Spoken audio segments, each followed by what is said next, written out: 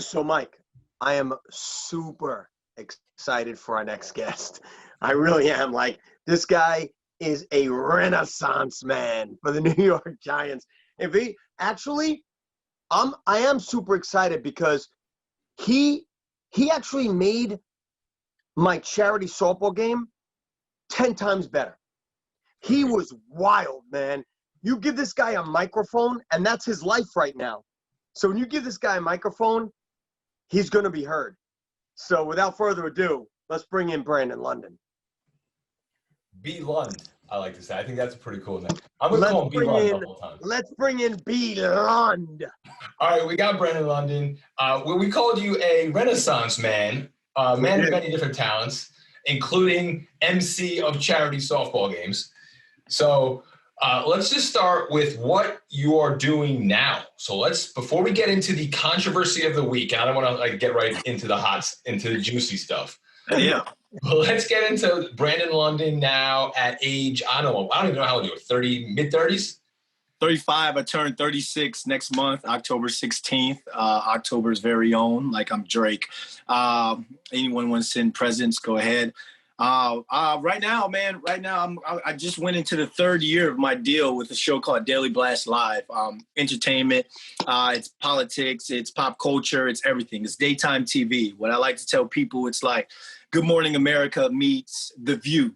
Because instead of just reporting on something, we actually get to sit and have discussion. We get to have dialogue on all the topics and all the things that are going on in America and on this earth right now. And I really nothing feel happening right now. Nothing. No. Nothing's happening right now. Not much to talk about but Kardashian news, right? Slow news cycle. Hey, congratulations, by the way, because we've officially kept up with the Kardashians until it ended. So we all did a good job. Congratulations. Yeah. I think we should. I mean, if there's anything positive to take away from 2020 is we all kept up with the Kardashians. We kept it up. And I got to hats off to you, by the way, B. Lund, because, when you got that gig, I was so happy for you because you really worked hard to get that. And congratulations going into another year. It's funny, when you post videos, I find myself watching every single one of them and then going on Google to try and find the rest of it. So, what you say is pretty cool. People like to hear you. You have a flair for acting, let alone speaking. So keep it up, man. You do a really good job. Keep it up. And what about your G-Man stuff? All right, with the G-Man, I'm going into, I believe, my fourth or fifth year with the Giants doing I have Giants Access Blue. I do with Madeline Burke. I player interviews, fan stuff. And we're looking this year because the Giants, I mean, they need content. They need content. So I got off the phone yesterday and we just been pitching ideas, for Giants TV. And I think this year they're going to allow me and Madeline Burke to do a lot more with the Giants Access Blue and try and do some, fan stuff with that, like asking fans to send in pictures for whatever tailgate they have going or a game day selfie and all, or even Madden. I play fans in Madden all the time and stuff as well.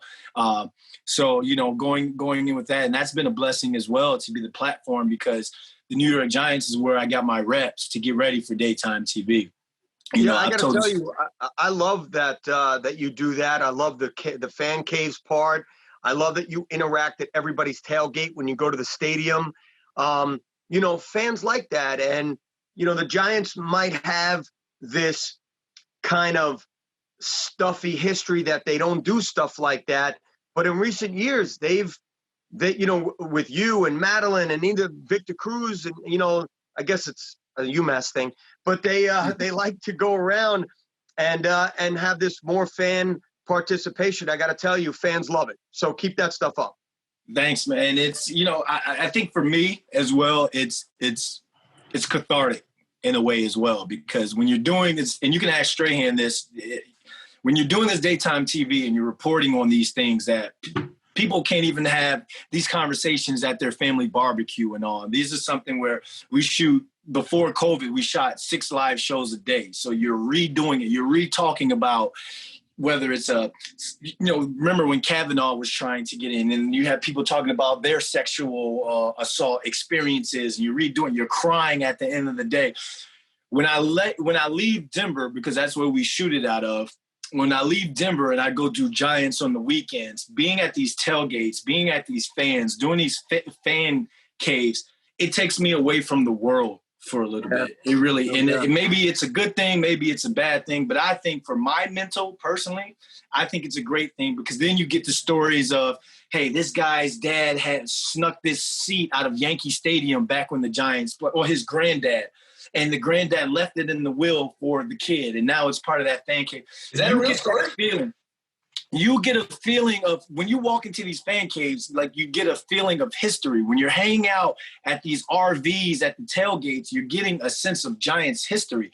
And my Giants history doesn't go back past, 2007, when I came in for the Super Bowl year, my rookie year. So when you're learning about the Y.A. Tittles and the Sam Hucks and even Emerson Walls, how Emerson Walls, played well here at corner before going to the Dallas Cowboys.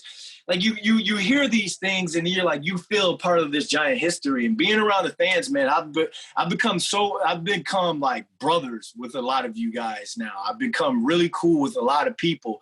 And it's like, I have people reach out to me and it's like, hey, if you're ever here, stop by the house and come pick up a plate on your way there. And I'm like, really? Like, that's, and it makes you feel good inside, man. In the world full of craziness right now, it makes you feel good when you get phone calls, texts, DMs from people, and they're like, hey, man, anytime, come hang out, that sort of thing, unless it's real.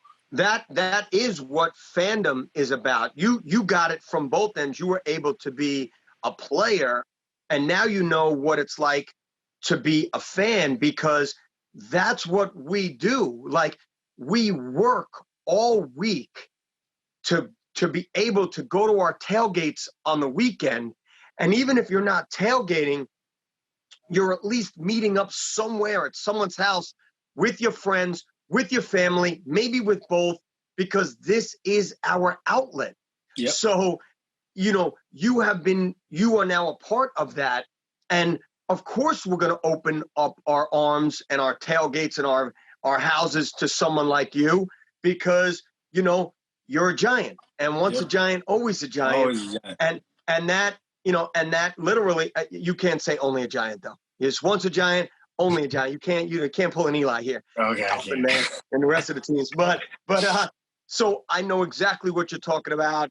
And I'm so happy that it means so much to you, because that's what the weekends mean to us. I know that, really quick to add on what Joe said. You know how you said, like, at the tailgates, you get a chance to be with your friends and family, and you also get a chance to be with people you've never even met. People, different backgrounds, different colors, different creeds. I see so much unity at these freaking tailgates. The Giants can be 1-50, and people of all colors are still in there together, drinking and having a good time. And that, to me, right there, is why we need sports. That, to me, is why sports brings people together. Because for however long that is, no one cares about none of that. No one cares about none of that. That's so funny you say that, because why I continue to go to these road games, and half of it, of course, you want to go down there and you want your team to win, but half of it is meeting all these people on the road. Giants Nation rocks together. We roll deep. Yep. When I go to a stadium here or a stadium there, when I went to London, I met up with hundreds of UK fans. Yep. So you're right. It runs deep. Big Blue runs deep. Yep. What is your, can I put you on the spot for like a tailgate experience of, like, was there ever like a 102-year-old man, like on a, I don't know, that came out there, or some crazy thing that you saw at tailgate? I always thought it would be interesting to go through a game and see if you can find the oldest person and the youngest person, and just see who you found. Like, if you found like a newborn baby that someone bring, and you found like great grandpa that still goes. And see, Yo, Mike, be careful. That's going to be on the next XX Blue. I love that. That's going to be on the, Joe, you know me. It's sitting there. The producer in me is going like, ooh, that's a great idea. Except for the fact that there's no fans. So for the tailgate, there's a couple things. I think the first year I I had alligator tongue. I tried alligator. Someone had alligator at their tailgate. That was pretty cool. There was a Jets-Giants game where they got married there in the parking lot. They had an ordained minister right there, and they brought the two households together like it was a episode of Game of Thrones. I was last year at the over by the ambulance. The one big guy proposed. He did the worm. You know that video? He did the worm and then proposed to his fiance. That was pretty fun. And then that was Joe. No, that was Frank. Frank the worm, baby. He went viral for that moment, and I had my ex with me at that game, and you know everyone's like Brandon. I was like, see, I'm the man, and you know at MetLife Stadium. You know I had to flex from a girl, and then Frank was like, oh, watch this, stay around, watch this, and I'm like. Next thing you know, he's doing a worm, and he actually did a really good worm. The boy should be on Dancing with the Stars. That was a really good worm. So that was dope. And then J18, I like hanging out with Los Nuyoros because I have really good times there, and just going around. Period. I think one of the biggest things I'll always remember is, and this is don't no one tell my bosses or anything because I hang out, I party with the fans, and I'm shotgunning beers, I'm funneling, I'm doing all that, and I walk into the stadium after because I like to walk the field and I'll go say what's up to Joe and I'm standing there and just hanging out, and I don't know if my boss could smell it on me or whatever, but he smelled a good time. He was like, had a good time out there, didn't you? And I was like, yeah. He was like, why don't you go up to the press box and just hang out for a bit? So you're a little less obvious. And I was like, yeah, okay. It's not working when I'm there. I don't feel like it's working. It's just a great time with some great people, and I'm just so mad we can't do it this year. No food, but not yet. Not yet. Not I knew he was going to yet. Say. Not yet. So from being on the inside of things, have you gotten any sort of inkling of either more media being involved in any more ways, or fans being involved in any more ways? Has any of that been discussed? Are you in any sort of? Well, so tomorrow when I go into the facility tomorrow, because today I'm officially under the COVID protocol. So today I went in, I got swabbed up. It actually tickles. And then I go back in tomorrow and I get another test, and then I go into the facility. And we've already been talking about a call to action to get fans to send in videos of them tailgating and hanging out. There's going to be I can sit here and tell you guys, there's going to be a huge call to action to get fans to send in videos, pictures, all that. They want to get we're so thirsty for content right now, because Access Blue would be, the players went and hung out at places, hospital of special surgery, or hung out with the kids or something. They can't do that now. So now it's really going to be based off of me and Madeline watching videos and commenting on stuff, hanging out, talking about things. And I think it's going to be really cool and a nice, cool switch up. So tomorrow we're going to go in and shoot some promos after, because we're going to shoot a couple, actually we shoot an episode for Access Blue, but we're going to shoot a bunch of promos for a call to action. So, they're thirsty for content, for sure. There might be plenty of content coming your way from the True Blue guys here. I'm down. And that's Pete, right? The new I guess I don't know what his title is. I met him once. The COO, maybe, Pete? My head guy is head executive producer of Giants TV is Don Sperling. His right hand is Christine Baliat. I mess up her name every time, but that's those who I speak to and work directly with. And who do we get in touch with for the Giants Ultimate Fan Contest that we know is going on now?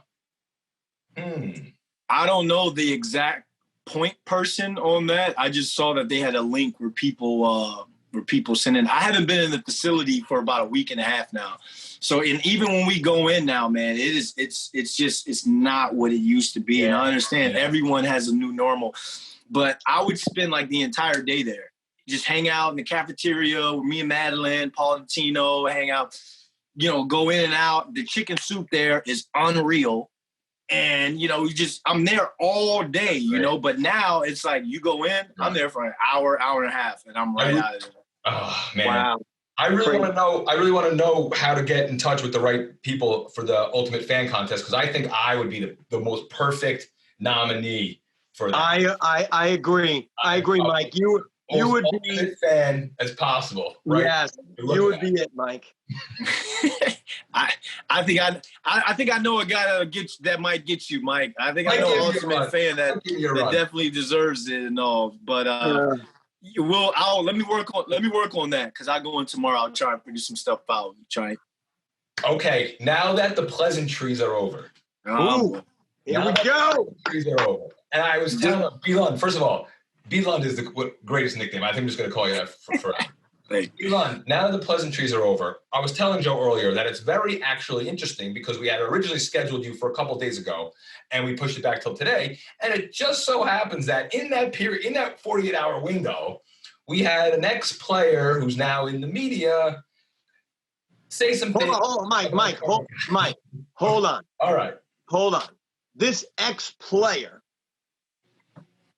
Tiki Barber. The pride of Virginia. I heard that Tiki Barber said something to somebody about somebody named Paul who was related to B. London at Virginia. Is this true? This is what we're talking about in the media today. He was talking about your uncle Paul of Virginia. Those are the rumors that we've been hearing. Nah, Tiki won't talk about Paul London, baby. Paul London still, I think, has the record for most picks in a year at the University of Virginia. So maybe it wasn't about Paul London. Hold on a second. Maybe I got my facts. Maybe I got my facts mixed up a little bit. Hold on. If it wasn't about Paul London, Mike, who was it about? I forgot.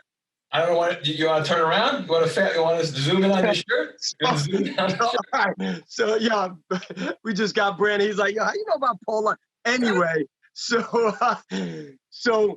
Tiki comes out and criticizes Barkley. I don't want to say criticizes. Yeah. Because it's actually too strong of a word. Yeah. He actually just came out and he gave his opinion. Yes. Okay? Yes. Which is fair enough. There's nobody should tell a fan or anybody else how to think or what their opinion should be. So he came out and he said, Barkley, he doesn't feel like is going to be an every down back because his pass blocking has become a glaring issue. What is your take, Bilon, on his opinion? Is there merit? And is it something that obviously could be worked on? So here's the thing when it comes to ex-players, speaking on the players now, because Kendrick Perkins on the NBA Tonight Show or NBA, he gets a lot of flack for the players.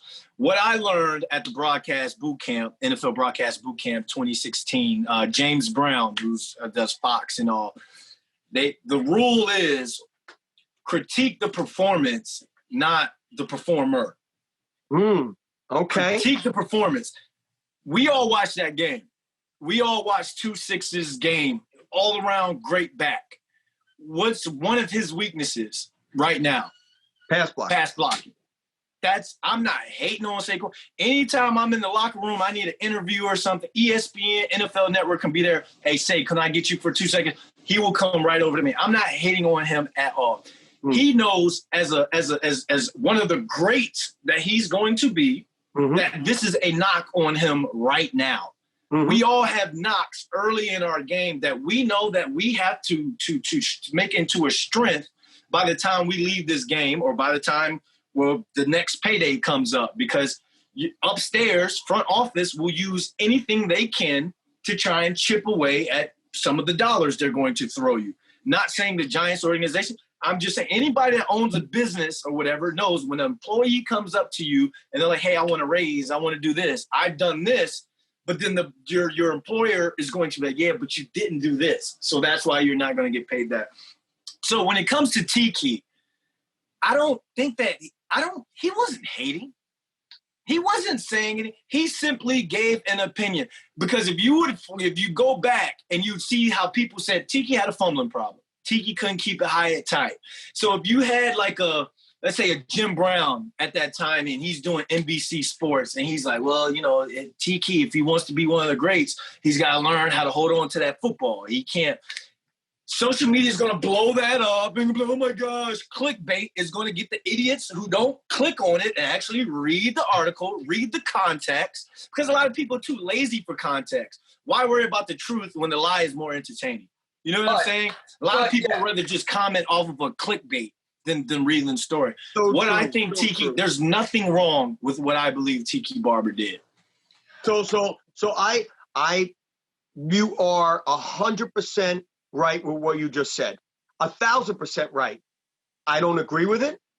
I think that, Giant fans should not look at Saquon Barkley like he walks on water. Obviously, everybody has some kind of an issue or a problem. Yep. And I so agree with you when it comes to $16 million a year, because that's what it's going to cost to sign him. I believe that the pass blocking will knock that down to $14 million a year. But anyway, that's not here nor there. I wrote a tweet that I said, I love Tiki Barber. I always have. I always will. 100% disagree. And then after I wrote it, because of my love for Saquon Barkley, who's on the Giants now, I went and rewatched the game. I rewatched it 5 times. Why? I wanted to see every single Barkley pass block. I watched it because I didn't want to just tweet away with not knowing what the hell I'm talking about. Mm-hmm. I saw good pickups. I saw not so good pickups. And I saw a horrendous not pickup. And I said to myself, I wonder, and you being a former player, you can help me with this. I said, I wonder if he was overcompensating because one of the coaches, Judge, Jason Garrett, Colombo, somebody said, hey, Saquon, keep an eye out on the rook. So maybe like he was maybe 2 or 3 steps where he shouldn't have been. I don't know. I don't even claim to know his assignments. But I didn't think that it was worthy of a he's not in every down back. How much of it is also Tiki Barber? That it wasn't Terrell Day, this is a very close New York ex-running back in our city who has the slight checkered past with the team as well. Mm-hmm. But he's still right here in our city saying, if this is Terrell Davis saying it on First Take or something, this is not even news probably. And I'm gonna destroy Terrell Davis then. You are. I'm gonna destroy it. It's Mike. It's that plays a huge deal because you have a Giants great commenting on another Giant great, And I just look at it where Amani Toomer used to get a lot of stuff for his comments on the offense and his comments on Odell Beckham Jr.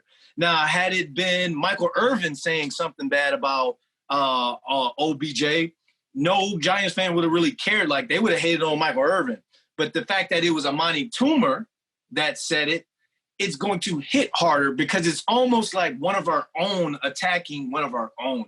Right. Giants football right now, we're getting it from everybody. Yeah, I'm really happy that you just put it so eloquently because he is a Giants great.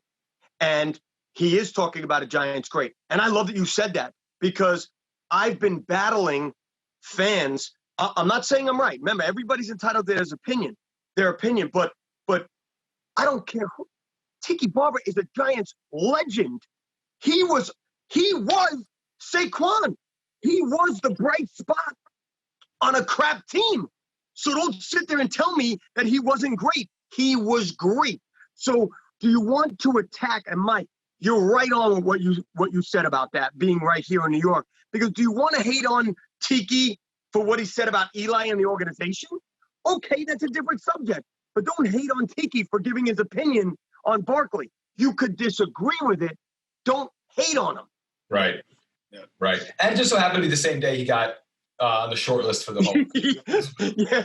But wait, Joe. But Joe, you said you watched the all 22. You watched the game. You said you saw some good. You saw some. Give it a grade. Take the jersey off your back right now and give it a grade. Give it a grade. Because hold on, but real quick, you had Brandon Jacobs on here. You hang out with Ahmad Bradshaw. Yeah. You hang out with some Giants running backs that have stuck their face in some pass rush before. So the standard here, we ain't in Cleveland. We're not in one of these rundown organizations where the standard isn't as high. So the standard at pass blocking for a running back in this organization, give it a grade. Again, it's not you hating, because obviously he's going to work on it. He's going to get better at it, and he's going to be the greatest Giants running back of all time. See, you put some caveats in there. You said, he's going to work on it. He's going to be great. This is the first game. But even with those 3 caveats, I'm still going to – and Jesus, then you got to bring up the freaking – some of the greatest pass blockers that the Giants have had in recent years. I would call up Brandon Jacobs now, and he could play and be a better pass blocker right now than Saquon Barkley. So I hear you. If I had to grade it and take the jersey off and not be a homer that I am, because I'm definitely a homer, I'm not giving him any higher than a C. But I'm giving him a C for the first game. Okay. This is my whole point. I'm giving him a C for the game. I'm not going to give him a C for the year until we talk in January. Yes. So for Tiki to say, I wish he would have said, I guess he did. He's talking about future, and I'm one of the ones that have to take a step back and say, was he talking about Saquon Barkley in a whole, or was he talking that this glaring problem has to be fixed now? And if it has to be fixed now, I'm giving him a C after game 1. And you know what? We're going to have B-Lun on in 2 weeks and be like, yo, B+. Because look what he's done. So you know what? Everybody's right when it comes to their own opinion. He spoke, and he's speaking. I think he was speaking to Saquon like he would be speaking to a young Tiki. He's speaking to young Tiki. Hey, they're going to hate on you because you're not holding on to the football right now. If you want to be the greatest Giants running back, young Tiki, hold on to the football and keep progressing and getting better. I took it that's how he spoke at Saquon, to Saquon. And he's probably already sent that text already, be like, hey, man, let me clear it up. Because public opinion sucks sometimes, and the mob just went straight. The mob went straight in on this one. I like so that. True. All right. So true. Okay. All right. Good. That was great. And I like that what you said right there. I'm definitely going to clip that for social media tomorrow. You had actually this week another thing. Now that, and the Browns are coming on pretty soon, but our other buddy Odell was like, there was something you said recently, right? You had a tweet that was like that the mob came after as well, like bring Odell back or something. Bro, they jumped on that. So I think it was PFF or somebody tweeted out like, oh, the Browns are looking to shop OBJ. And I'm downstairs sitting on my couch. I probably have mismatching socks on. And I'm like, you know what? Let me just say, once a Giant, always a Giant, or nah. And that came out. I wouldn't even, and it went, people were calling me a bum. They were like, oh, this is all Giants Twitter has to do today. And all. I'm like, I just finished doing daytime TV. What do you mean that's all I had to do today? You know what I'm saying? Like, yo, Joe, I was just literally just sitting there like, oh, once a Giant or no. And just to see what people, I didn't think it was going to go like that. But yeah, that's a great question. I'm so glad you brought that up because, just for the hell of it today, I decided to post some videos of OBJ. And I said, hey, it's a slow Twitter day. Let's cause some controversy and just put up a video. I mean, holy cow. So my gosh. So look, you know what? And B, this isn't the first time that we've spoken about stuff like this. You can have 1 million people love you, and you can have one person that hates you. And for some odd reason in the society that we live in, that one person just speaks louder than the million. And it sucks. It sucks. And that's just the it's just the world we live in right now. So I also was thinking about you, and Mike just said that. I also was thinking about you, like, hold up, I just put a tweet out with a question mark, and you got crushed. I gotta go back and look, but somebody told me, like, shut up, you bum, you were on the practice squad. I'm like, what did I do? I'm like,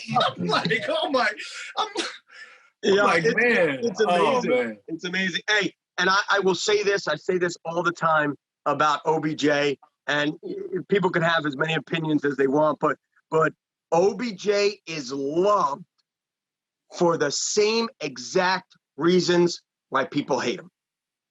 So to each his own, baby. You are loved for it, and you are hated for the same exact thing. What? Man, was it Al Capone or something like that? Who's that had a line like that?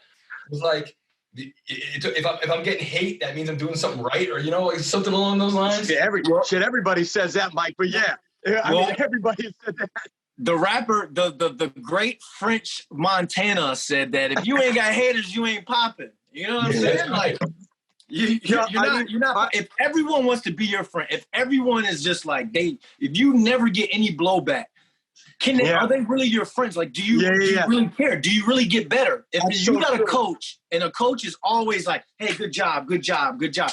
No, like, is my T-step right? Did I get out of my break right? Like, give me coaching. Mike, you're cool with Mike leaving that reference to French Montana? Would you like that cut? Give it to French. He's from Morocco. Who's your favorite coach? Who's your favorite coach? My favorite coach, Mike Sullivan. My receiver coach, big Sully. Hell yeah, Sully. Yeah. Man, Mike Sullivan. Mike Sullivan, I put in the category as I put like my dad when it comes to learning things, because Mike Sullivan, he took it deeper than football in our meetings. You can ask Plax, you can ask Monty, Sonoris Moss, D. Hickson. He took it deeper. He's one of those guys that makes you understand your why. Why would your legs hurt? You're hurting. You're bruised up. Why would you go out and play this game? He makes you tap into that why. You know why? Because I got my brothers who are going to go out, because I got Plaques over here on one ankle that's going out lining up.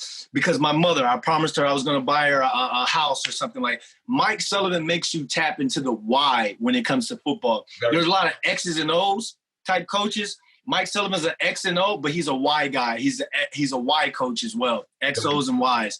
And everyone speaks highly of him.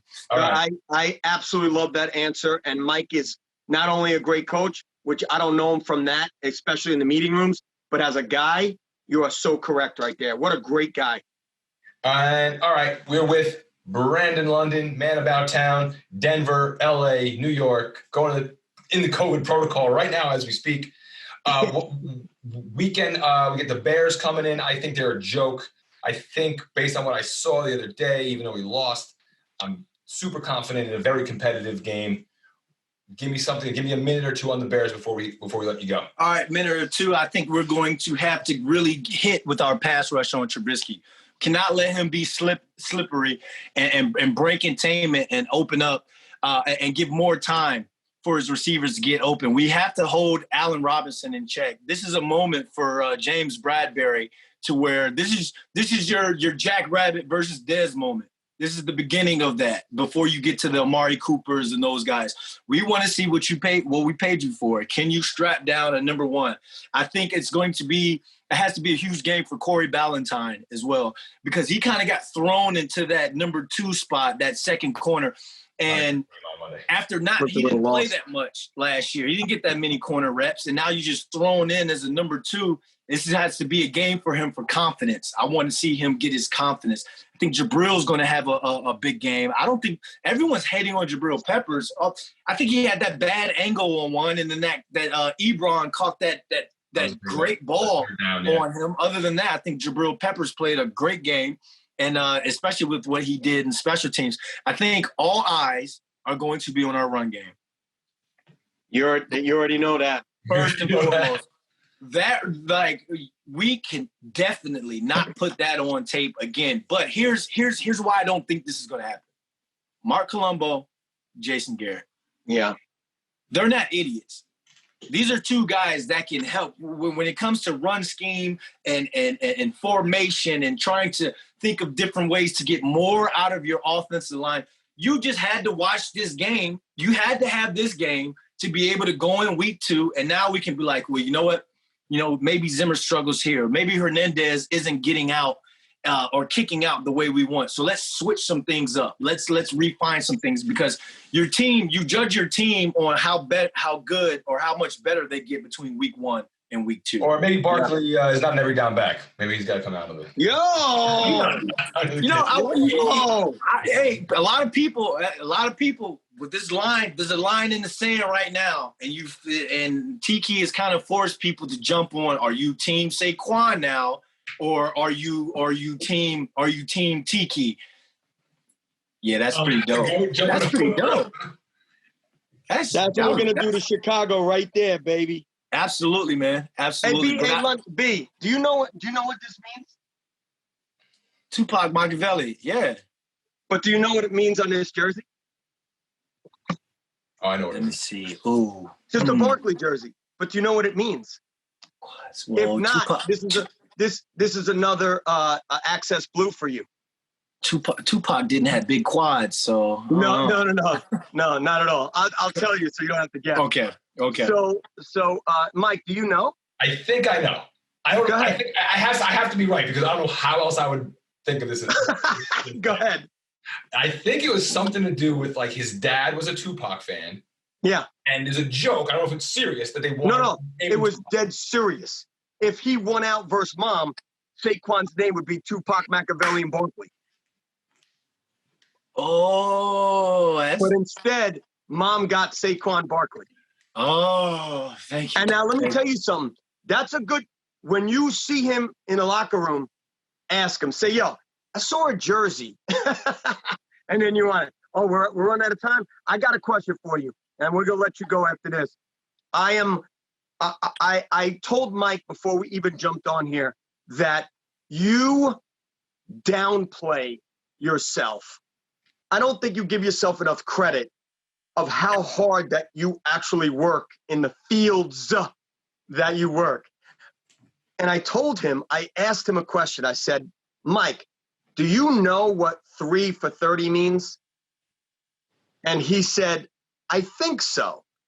And Brandon, you were going to have a company, or you were going to do a brand. You were going to do something. And I've always looked out for 3 for 30. Can you tell people what 3 for 30 is? 3 catches, 30 yards in the regular season with the Miami Dolphins. Those are my official NFL stats, And then the playoff game against the Ravens, I had 4 for 40 something, and that's the game Ed Reed single-handedly beat us. But I downplay it. I downplay it in a sense, Joe, where it's like it's just one of those things where it's like I get mad at myself because I wanted to have more of an NFL career. I was blessed enough to go play up in Canada and all like that. But I don't, it's just one of those things where I'm just like, I'm a coach's kid. Football has always been part of my life. And now that I got this new love, this TV, this entertainment thing, is kind of like, she's my ex, you don't look at your main, your number one right now, the way you look at, your ex, so I appreciate it. And I ended up going with London Enterprises LLC instead of 3 for 30 is better. Dude, 3 for 30 I was 9 for 56 in my Pop Warner midget football, and I too wanted a better NFL career, and I didn't get it. So you know what? Credit where credit is due. You made it to the pinnacle, and no one should ever take that away or downplay that at all. And I love that you didn't rest on your laurels. You're doing more than that. You're doing what your life calling is, and that's probably in front of a TV camera. So, we thank you for coming on True Blue. We understand that you chose us. over chatting with Michael Strahan again, who constantly reaches out. Guy just keeps calling me, man. Like, I know he constantly needs TV advice from you. I really appreciate you jumping on with us instead of him. So thank you very much, and hopefully, you'll catch up with him at another date. Yeah, man. Hey, and a bold prediction: Evan Ingram has over 100 yards receiving this game. Yeah, watch this bounce back. If he gets the snaps. Yo, do me a favor. Don't tweet it. No, tweet it, man. That's what Twitter's for. It's fun. Tweet it and get crushed. Brennan, do you get down to William and Mary often? Yeah, I was just down there before I came up here to Jersey. My college roommate from Ithaca is the head basketball coach. The new guy, the young guy. Dave Fisher. Yeah. Yeah, man. My dad speaks highly of that guy, man. I saw him last year. He came out at a game and spoke, and everyone was excited about him being there and all. And they had a really good season. He went to Ithaca. They had a good season. They got that's where they had Road Trip. That's where they had that movie Road Trip. That's how. Correct. Yes, that is. Road Trip was not filmed on Ithaca at all. So no, they just used the name. Ivan Reitman, the director, Ivan Reitman, his daughter went there. We knew her. She was like I think a year younger. So he wanted to use Ithaca, but Ithaca wouldn't let them use anything because of absolutely not. You know why, Mike? You know why, Mike, right? Because it's Ithaca. All right. So everything you see in that movie is the University of Georgia, actually. I didn't know that either. It was Georgia? Yeah. That's Georgia? Yeah. Oh. And all right. Yeah. So no, they did well. William and Mary never been to the tournament, and then they got bounced in the first round of the what conference is it? I don't even remember. CAA. Colonial Athletic Association. Yeah, CAA. Yeah. Mike. And then the tournament got canceled.